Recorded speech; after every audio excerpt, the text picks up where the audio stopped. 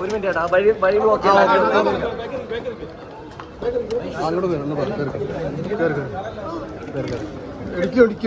അങ്ങനെ ചേട്ടാ സൂക്ഷിച്ച് തള്ളലടാ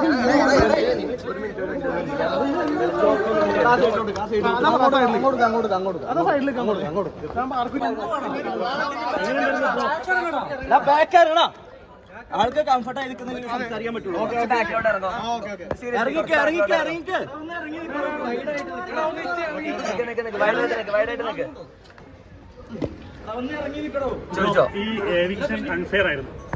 അൺഫെയർ ആയിട്ട് എനിക്ക് തോന്നിയില്ല. കാരണം എവിക്ഷൻ എനിക്ക് ഒട്ടും എന്താ പറയാ അൺഫെയർ ആയിട്ടൊന്നും ഫീൽ ചെയ്തില്ല. കാരണം പ്രേക്ഷകരുടെ വിധി പ്രകാരമാണ് പുറത്തു വന്നത്.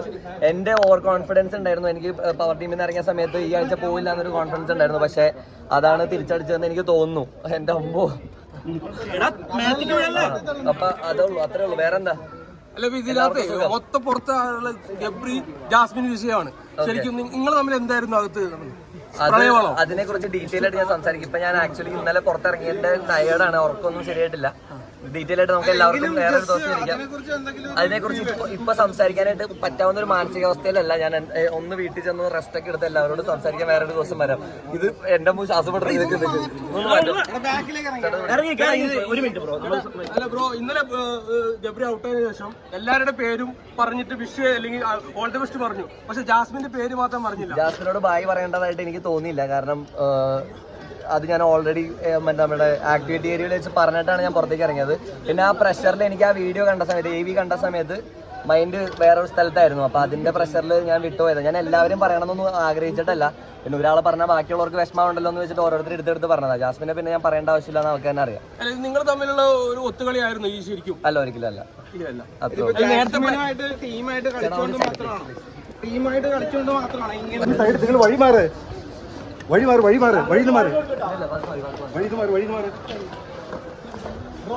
വഴിന്ന് മാറ്, വഴിന്ന് മാറ്. ഞാൻ കണ്ടായിരുന്നു. അതെനിക്ക് വിഷമമായിരുന്നു ജിൻഡോ ചേട്ടൻ. അത്യാവശ്യം ഞങ്ങള് ഗെയിം കളിക്കുന്ന സമയത്ത് എതിർത്ത് നിന്ന് കഴിഞ്ഞാലും at the end of the day we are all players. നമ്മളെല്ലാവരും വണ്ടി ഇടാൻ പറ്റില്ല. വണ്ടി കയറാം പ്ലീസ്. ചേട്ടാ, ഞാൻ വേറൊരു ദിവസം എല്ലാവരും നിങ്ങളൊന്നും മനസ്സിലാക്കി. അവിടെ പാർക്കിംഗ് ഇല്ലെന്ന്. തീർച്ചയായിട്ടും എനിക്ക് 100 ദിവസം നിന്ന് കളിക്കണമെന്ന് നല്ല ആഗ്രഹം ഉണ്ടായിരുന്നു. അപ്പൊ എവിക്ട് ആയതിൽ സത്യം പറഞ്ഞാൽ നല്ല വിഷമമുണ്ട്. പക്ഷെ എല്ലാം പ്രേക്ഷക വിധി പ്രകാരമല്ലേ, അപ്പൊ നമുക്ക് അതിൽ ഒന്നും പറയാൻ പറ്റില്ലല്ലോ. അങ്ങനെ ഇല്ല, റിഗ്രറ്റ്സ് ഒന്നും ഇല്ല. പവർ റൂമിൽ നിന്ന് ഞാൻ ഇറങ്ങിയത് എന്റെ ഒരു കോൺഫിഡൻസിന്റെ പുറത്തായിരുന്നു. പക്ഷെ അത് ഇങ്ങനെ വരുന്നുള്ളത് നമുക്കറിയില്ലായിരുന്നു. അപ്പൊ അതുകൊണ്ട് ബാക്കിയൊക്കെ പിന്നെ അപ്പോ കാണാം. Thank you so much. പ്രേക്ഷകരോട് ഇത്രയും നാൾ സപ്പോർട്ട് ചെയ്തതിന് ഒരുപാട് നന്ദിയുണ്ട്. എല്ലാവരും സ്നേഹിച്ചതിനും കൂടെ നിന്നതിനും ശാസിച്ചതിനും എല്ലാം പറഞ്ഞു തന്നതിനൊക്കെ ഒരുപാട് നന്ദിയുണ്ട്. ഇനിയും ഇതേപോലെ തന്നെ മുമ്പോട്ട് കൂടെ ഉണ്ടാവുമെന്ന് ഞാൻ പ്രതീക്ഷിക്കുന്നു. Thank you so much. വേണ്ടി തന്നെയാണ് ഞാൻ ഇതിൻ്റെ അകത്ത് പോയി കഷ്ടപ്പെട്ടതും നിങ്ങളുടെ ഈ ഒരു ജനപിന്തുണയും സ്നേഹവും എല്ലാത്തിനും വേണ്ടി തന്നെയാണ്. നിങ്ങൾ വന്നതിലും വെയിറ്റ് ചെയ്തതിലും ഇത് എടുക്കുന്നതിലും ഒക്കെ ഒരുപാട് സന്തോഷമുണ്ട്. ഞാൻ സ്വപ്നം കണ്ടത് തന്നെയാണ് നിങ്ങൾ എനിക്കിപ്പോൾ തന്നുകൊണ്ടിരിക്കുന്നത്.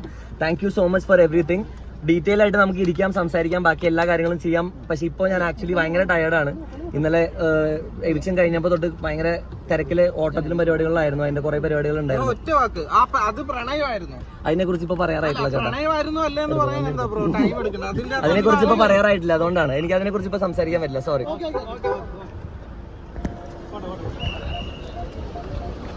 വിളിക്കാം.